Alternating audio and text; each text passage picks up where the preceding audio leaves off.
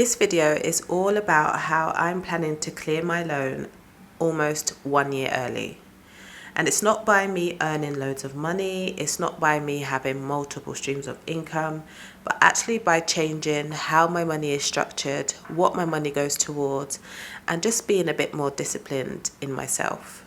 If that's something you think you'll be interested in watching, learning my strategies so that you can also implement these strategies, then keep watching. Just to be clear, I am not a financial advisor. I am not perfect with money. I am still learning, but I do believe that with these strategies, not only can I clear my loan almost 1 year early, but you could possibly do the same. A little backstory about my loan. In July 2023, I took out a massive loan of just under 200,000 dirhams, including interest, for personal reason. I had the plan, I had the motivation, I knew what it was for, but actually in hindsight, I don't think I thought of a plan B. Along the way, things happened. I was not working at one point, things got really difficult, and the loan became a burden.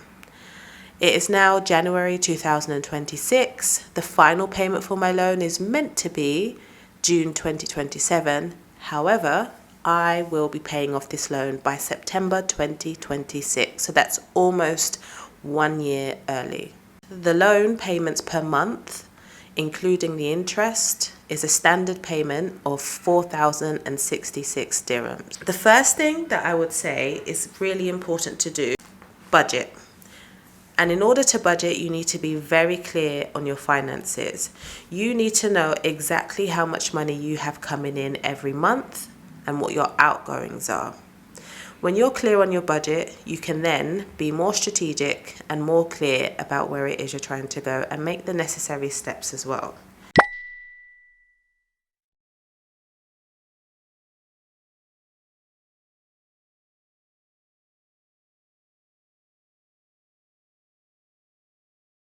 So number one, you want to write a list of all of your outgoings, whether that's you're paying for Amazon Prime, you're paying for your phone, you're paying for any other subscriptions, the gym, anything it is that comes out of your account on a monthly basis, you need to make a note of it. You need to know what it is, the date it comes, and how much it is. You then might want to look at anything you pay annually, quarterly, etc. Another thing that I'd encourage you to do is also to be clear on any sinking funds or any annuals that you need to save for. So this could be things such as if you're in a country where you pay rent annually, you obviously need to know how much money your rent's going to be annually and how much time you have to save that amount. If, for example, you are in the UK and maybe you pay your council tax annually, little things like that, you need to be mindful of how much it is, how much time you have, and just so that you're aware of how much money you need to be saving between now and then.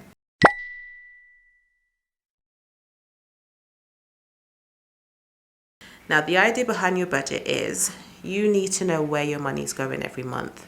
You need to know that you're pulling in a certain amount of money, how much is going to bills, how much you need for just everyday living, what you're saving for, and any debt payments you have. So once you've taken your income and you've subtracted all the things you know you have to pay and save for, your number should not be minus. If your number is minus, then you are living beyond your means. It's as simple as that. You are living beyond your means. If your number is,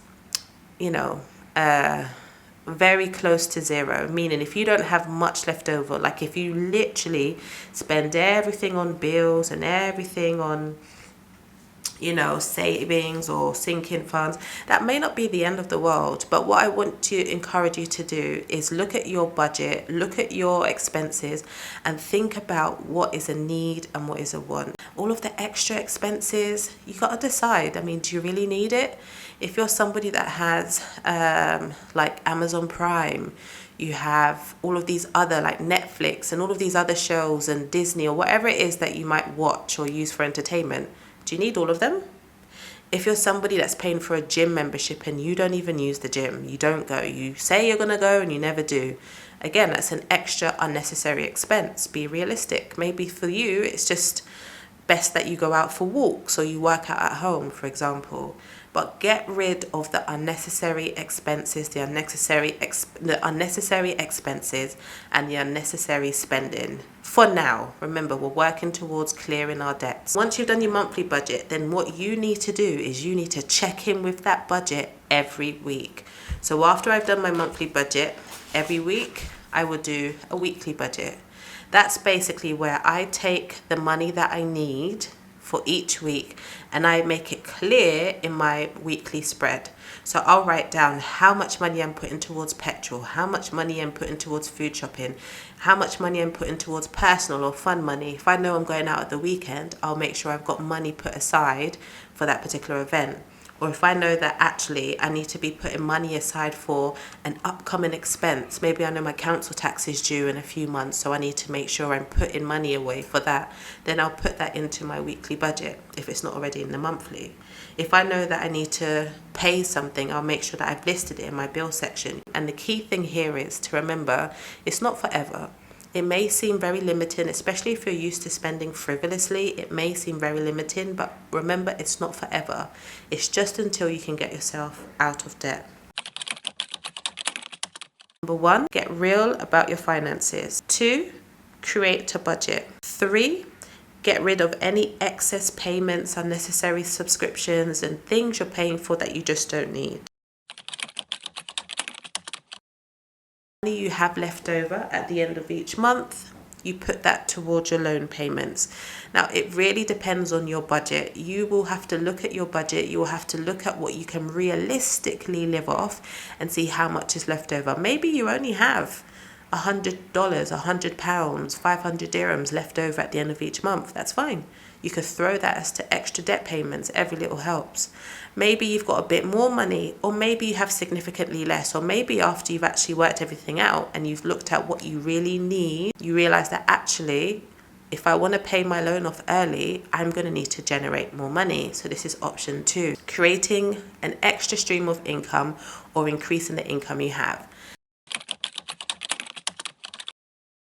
We're going to look at a real life example. I'm going to lay out what my income, my bills, cash envelopes, sinking funds, all accounts to, and how I am using my budget and my finance knowledge to basically pay off my loan early. So let's start with income.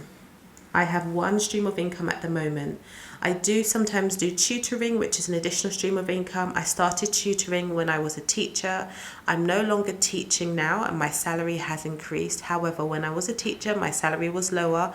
Therefore, I had to start tutoring on the side to supplement the difference. So my salary, 22,733. Okay, so I've listed out all of my bill categories. So my rent, 5,334. The loan payment is considered a bill because I have to pay it every month. I'm not putting it in the debt section. 4,066. This is the minimum amount I have to pay every month until it's cleared. My car payment, 1,170. Money I send to the UK, 2,800, and that has to go.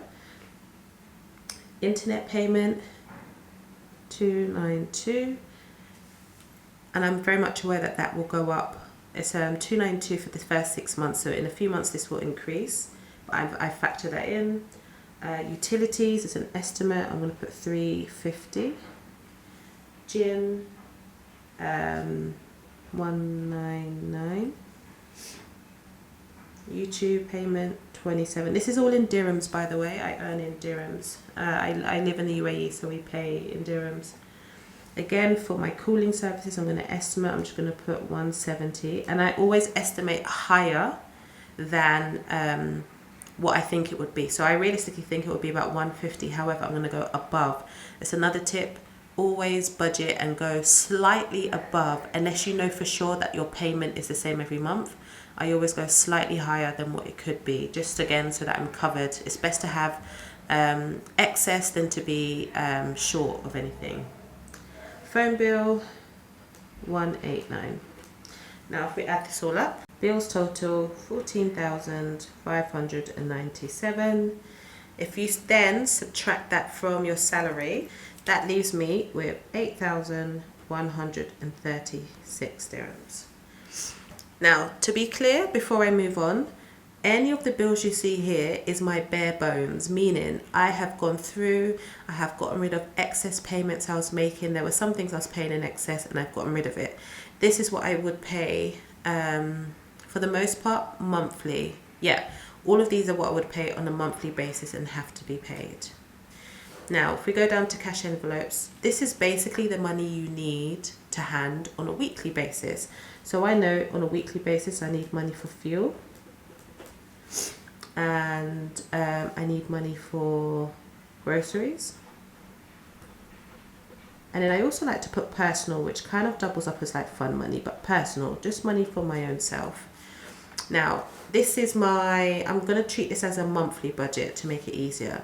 So on a monthly basis, I'm going to say I would spend about 400 dirhams on petrol, 800 dirhams on fuel, and then for personal money, your own personal budget will be different, but for me, I'm just going to say 500.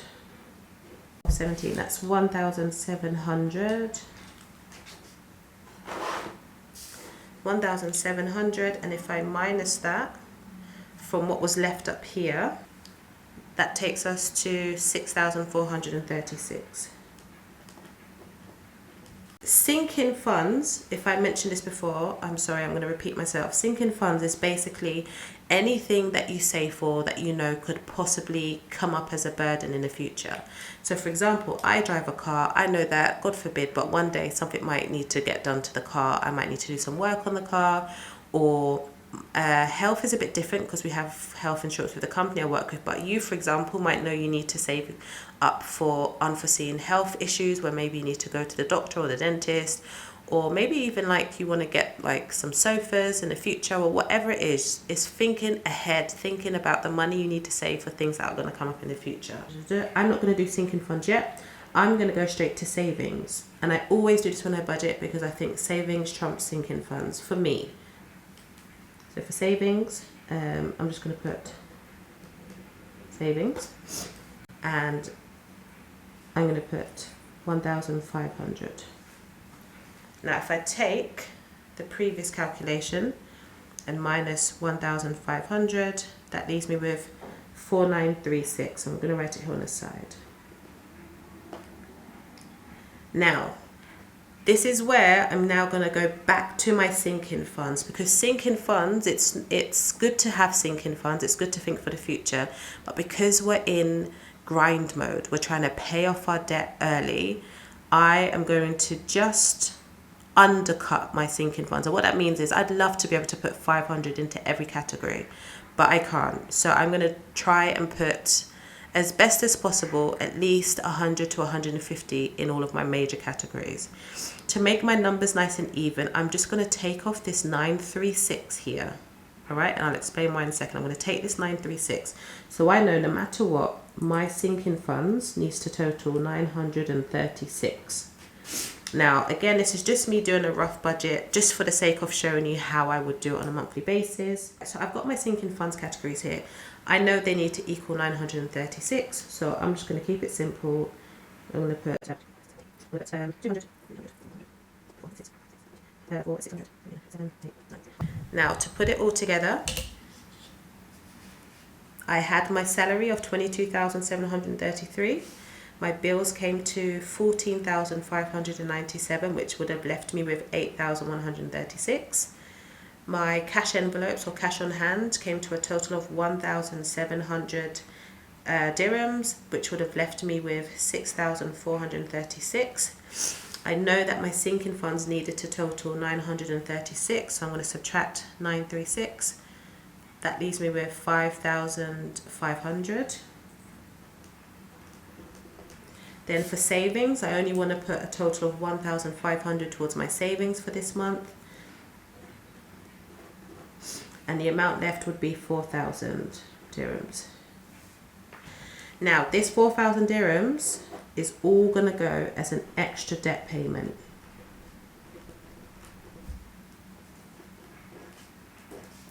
So debt total 4,000, that's extra debt, and the amount left would be 0. and this is what you'd call a zero-based budget. Now, if I put 4,000 dirhams on top of the 4,066 I have to pay every month, that means I'm making a double payment every month. Now, this is a very generous budget, very, very generous budget. Your budget, it may be that you don't actually get to put double the amount in, maybe you're putting less, but the key thing is if you work your budget out and get rid of all the excess stuff that you know you don't use, if you really look at what you can live off and live comfortably, that is, I'm not telling you to get rid of every fun thing and just live a boring life. No, you still need to be happy, otherwise it won't work if you're not happy and if it's not sustainable. But if you can whittle your budget down and cut off all the excess, you will be able to put some extra payments onto your debt payments. Now, this is obviously going to vary if you have multiple debts. This is me focusing on the one debt that I have. If you have multiple debts, then your strategy would have to alter slightly.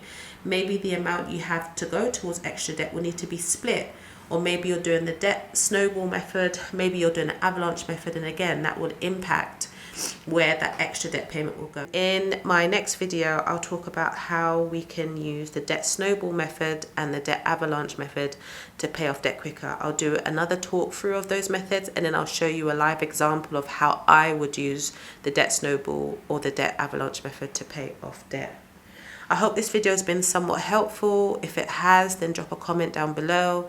If you have any questions, maybe you want like specific advice. I'm not a financial advisor. I'm just a person that is just a regular human being that's trying to make better financial decisions. But if there's any way I can help you, if there's any advice you need, I'm more than happy to help. Just drop a comment in the description down below. These are from The Budget Mum.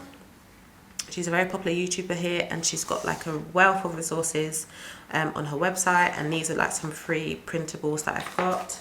I'll talk about this more in my other debt video, how I'm using savings challenges to help pay off debt quicker as well. But for the savings challenge book, this can be found on my Etsy as a digital download or on Amazon KDP if you want the physical book, and I'll leave both links in the description box below. Thanks guys for watching this video. I hope it was helpful. Until next time, bye.